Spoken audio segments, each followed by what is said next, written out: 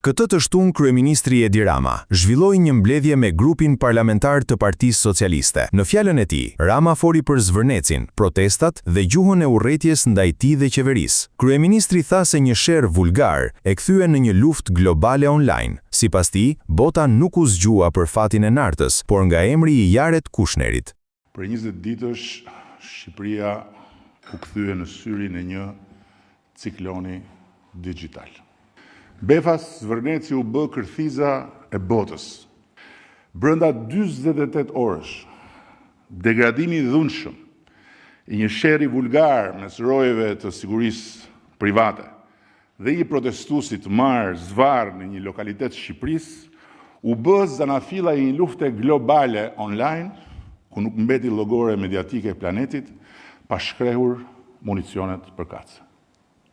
Jo sepse bota u zgjua një mëngjes e alarmuar për fatin e flamingove të nartës dhe natyrën e Shqipërisë, ku deri dje zhvilloi egërsisht dhe qetësisht nën hundën e pandjeshme të botës masakra më e përgjakshme e shekullit 21 mbi shpendët dhe kafshët e gjora që vriteshin për epshin shtazarak të mira gjuetarëve të ardhur nga perëndimi. Bota nuk u zgjua prej fatit nartës, po prej emrit të Jared Kushnerit, dhe sigurisht prej hijes së vjerrit tij, të cilin e urren për vdekje krejt armata globale online që kujtoi se gjeti në bulevardin e Tiranës Waterloon e Donald Trumpit. Mëtej Rama shtoi se zhvillimet e fundit rreth projektit në Zvërnec janë shndëruar në një debat të gjerë publik dhe online, duke u kthyer sipas tij në një histori paralajmëruese për mënyrën si funksionon sot hapësira digjitale dhe politike. Kryeministri theksoi gjithashtu se një projekt zhvillimi në Shqipëri është bërë pjesë e një lufte ideologjike që sipas tij nuk ka lidhje me realitetin në vend. U hap edhe një kanal për mblefin kundër meje, kundër jush dhe kundër Partisë Socialiste të Shqipërisë. Kjo kohë e re, ku edhe një rrahje lokale bëhet përplasje globale, nuk transporton më vetëm mallra, dije, mundësi të reja apo miqësi të reja. Transporton zemrime, transporton identitete politike, fetare, sociale, transporton paragjykime, agresione dhe gënjeshtra shumë më shpejt se sa transporton faktet, arsyetimet e lërë më pastaj mirëkuptimet. Një projekt zhvillimi në Shqipëri u bë brenda pak ditësh pjesë e një lufte ideologjike që nuk ka lindur në Shqipëri dhe që në fakt nuk ka fare për objekt Shqipërinë. Shqipëria u bë zogu.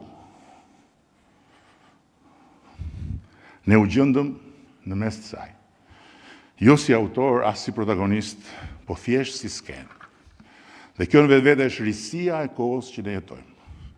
Një kohë ku algoritmet urtojnë më shpejt se sa vërtetësia e lajmeve, ku emocionet mbërrinë përpara fakteve dhe ku shumë shpesh perceptimi bëhet e vërteta, ndërsa e vërteta mbetet krejt jetime.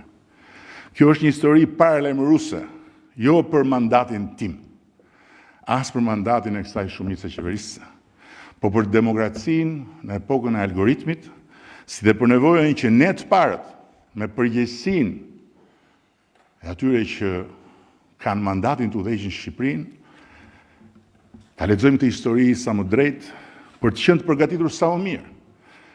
Për çfarë vjen më tutje? Kryeministri ju përgjigje dhe kërkesës së protestuesve për të dhënë dorëheqjen nga qeverisja. Rama u shpreh se ai dhe Partia Socialiste nuk do të pranoj kurrë t'i dorëzohet zhurmës dhe të tradhtoj synimin për të cilin u votua nga populli, antarësimi në Bashkimin Evropian. Shteti ndërtohet në radhë parë duke mos e humbur drejtimin e historisë. Dhe kam pasur shumë mesazhe, nuk e di se për çfarë arsye, si qysh tek mund ta kem lënë përshtypjen sikur më ka shkuar ndërmend që unë të jap dorëheqjen. Kam pas shumë mesazhe. Dhe gjithmonë më shumë, sepse gjithmonë më shumë njerëz ftillohen. Gjithmonë më shumë njerëz shohin që e gjitha kjo është diçka që nuk rri as në qiell as në tokë. Do të dëgjoj kritikën, edhe zemërimin, Nuk është e mundur që një qeveri ta skualifikoj duke ja hedhur të gjithë fajin algoritmit. Nuk është ky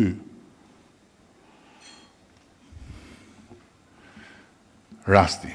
Por ka një gjë që një qeveri nuk mund ta bëj kurrë nëse është aty me një destinacion. Një qeveri nuk e dorëzon kurrë timonin tek zhurma. Nuk ndërtohet një shtet si ai që ne po ndërtojmë dhe nuk çohet deri në fund një mision historik si ky që na ra ne ta mbartim për ta bërë Shqipërinë vend antar të Bashkimit Evropian. Mëtej kryeministri Edi Rama ka deklaruar se politika sot nuk mund të ndërtohet mbi bazën e rrjeteve sociale, duke theksuar se ndikimi i followers dhe like është shpesh i mbivlerësuar dhe i lidhur me mekanizmat e platformave digjitale.